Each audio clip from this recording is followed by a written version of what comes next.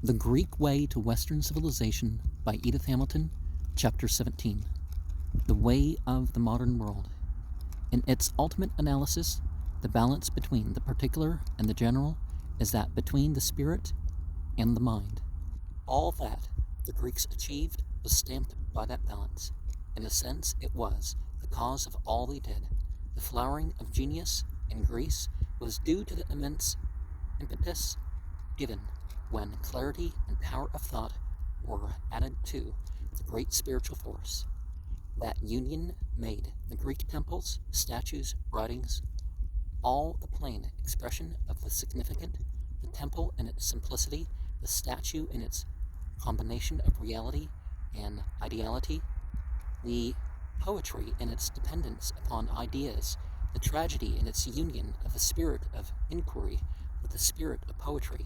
It made the Athenians lovers of fact and of beauty. It enabled them to hold fast both to the things that are seen and to the things that are not seen in all they have left behind for us: science, philosophy, religion, art. But since the days of Greece, that balanced view has been the rarest of achievements. The Western world has not taken outright the way of the spirit, nor the way of the mind, but wavered between the two, giving adherence now to one, now to the other, never able finally to discard either, yet powerless to reconcile their claims. When the Greek city-state came to an end, in the bewilderment and insecurity that followed, men turned away from the visible world of the mind to the stoics and unshakable security of their kingdom of the spirit. In like manner, during the first centuries after Christ, the trend of the church, poor and weak and persecuted, was strongly away from the visible. Those were the years that saw the anchorites of the desert, the saint who lived upon a pillar. They saw self-torture and self-mutilation exalted. The things that are seen began to be viewed not only as negligible, but as evil, drawing men away from the pure contemplation of the invisible. With the coming of the great monastic orders, that extreme tendency was checked. Learning and art had a place, and austerities were moderated. But the misery that underlay the lovely superstructure of the Middle Ages worked, as a misery has always done, turning men against the bitter reality of life, and freedom of thought was as unknown as if Greece had never lived. With the Renaissance and the rediscovery of Greece, the pendulum swung far over to the other side. Grim wretchedness had ceased to be a matter of course in the Italian cities. People had begun to enjoy themselves, and they were using their minds. They demanded liberty to think and to love life and the beauty of earth, but in their turn they ended by regarding as negligible the things that are not seen, and they made their gain finally at the cost of morality and ethics. The Reformation asserted both morality and man's right to think for himself, but denied beauty and the right of enjoyment. The last great swing of the pendulum was in the late 19th century, when the battle was fought for scientific truth, and in the victory, religion and art and the claims of the spirit were all slighted or discarded. Never since Greek days has the balance been maintained throughout. Only very seldom has it been achieved, even in a single field. Here and there through the ages, however, it has come to pass in this matter or in that, and always, even when so circumscribed, it has accomplished something great and of lasting good. And the wisest of Roman lawgivers said that the enforcement of an absolutely just law without any exceptions, irrespective of particular differences, worked absolute injustice. He was declaring in effect that Rome had been able in this one matter to perceive the balance between the individual and the general, between the claims of the single man and the majority, between men's sympathy and their reason. In this one field, Rome reached the balance Greece reached in every field she entered, and Rome has been the lawmaker for the world.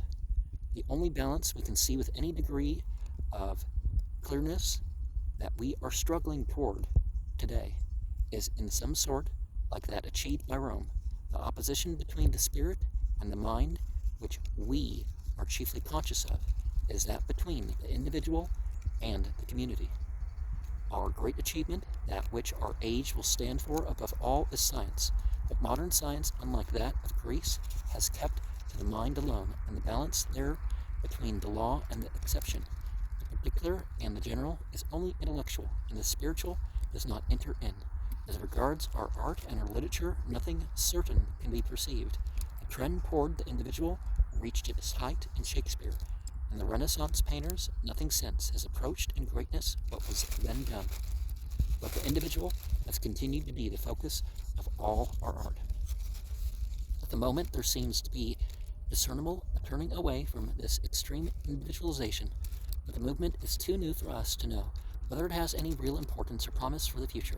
The balance we are seeing more and more distinctly before us will be, if ever it is achieved, a new one, because we are directing our chief energies toward new fields of social and economic forces, and most of all because we have a knowledge and a point of view about the individual which have never been in the world before.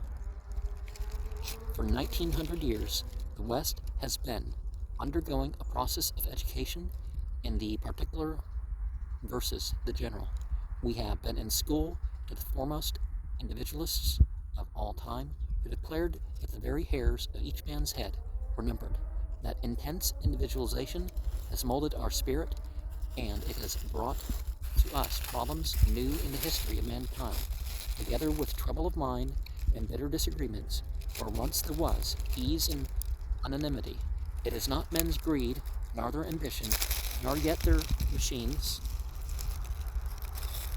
It is not even the removal of their ancient landmarks that is filling our present world with turmoil and dissension, but our new vision of the individual's claim against the majority's claim. Things were simple in days of old, when the single man had no right at all if a common good conflicted, his life taken for any purpose that served the public welfare, his blood sprinkled over the fields to make the harvest plentiful.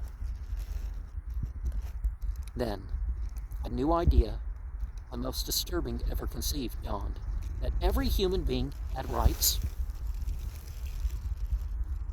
no clause. Men began to question what had been unquestioned since the world began: the father's authority, a king's, a slaveholder's. Perplexity and division came, where all had been plain and simple. The individual had made his appearance, and nothing was to be plain and simple again. No clear distinction could be drawn any more between what was just and unjust. Today we see, fitfully and dimly, but more constantly and clearly, the individual sacrificed to the greatest good of all, the greatest number, the coal miner, the criminal, in the death house. Everywhere we are distracted by the claim of the single man against the common welfare. Well, you can have proper rights for both at the same time, but when you're like, oh, let's throw someone on the pile, or for anything, along with this realization of each unit in the mass has come an over-realization of ourselves.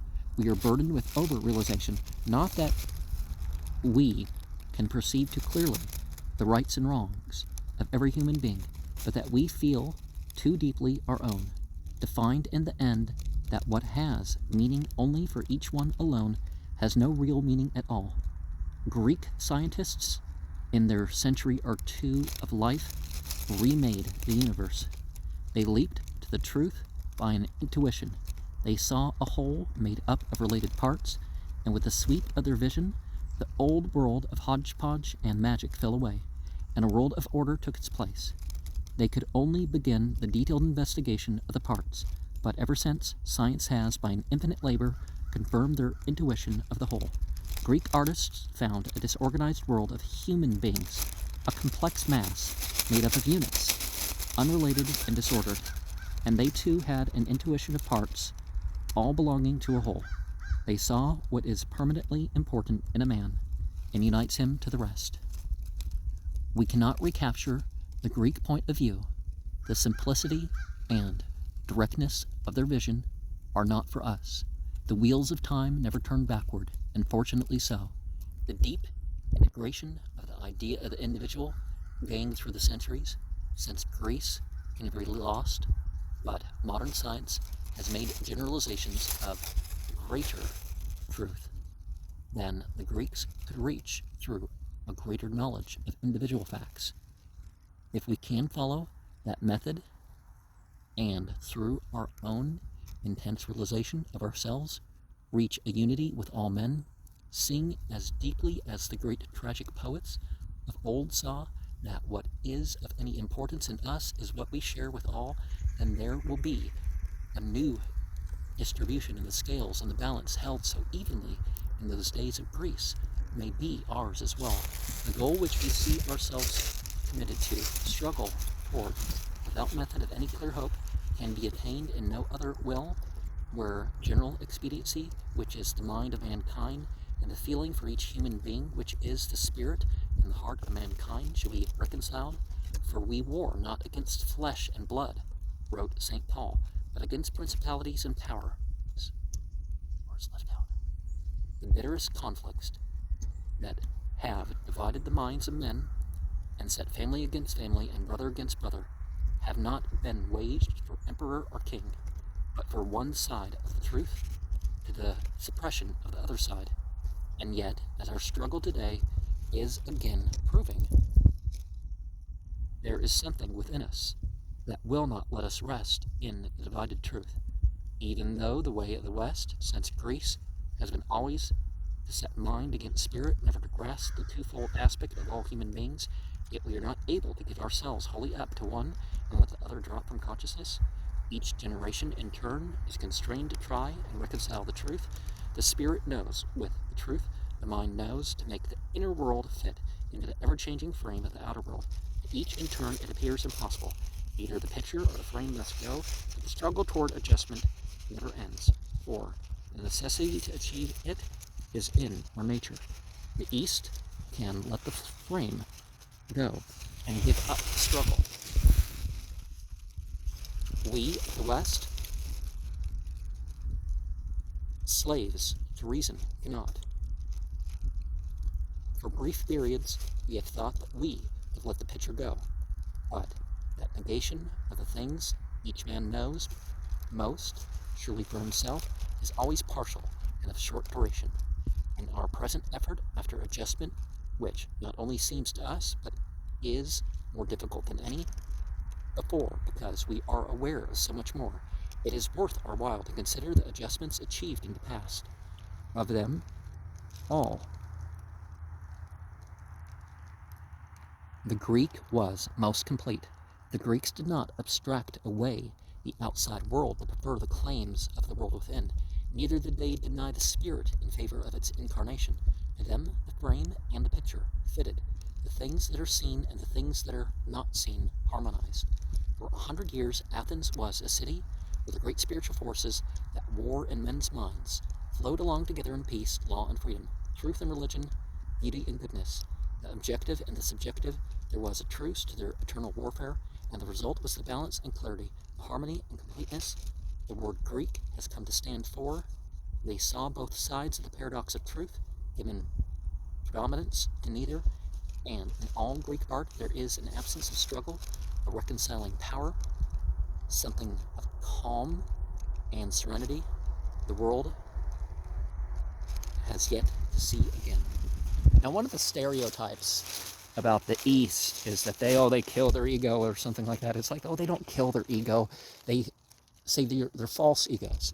And one of the things, too, is that the material existence, to see it for itself, well, that's the illusion and delusion. And there's other ways to express that. There's also, again, very particular things like anger and lust and all that. And it's like, well, when those are the things themselves, when those are the motivations themselves, then, but it's not saying that the thing that You know, so I understand why people get confused and think, oh, the people in the East, they kill their ego and they remove the frame of existence and let it go and all that stuff. And it's like, they kind of don't.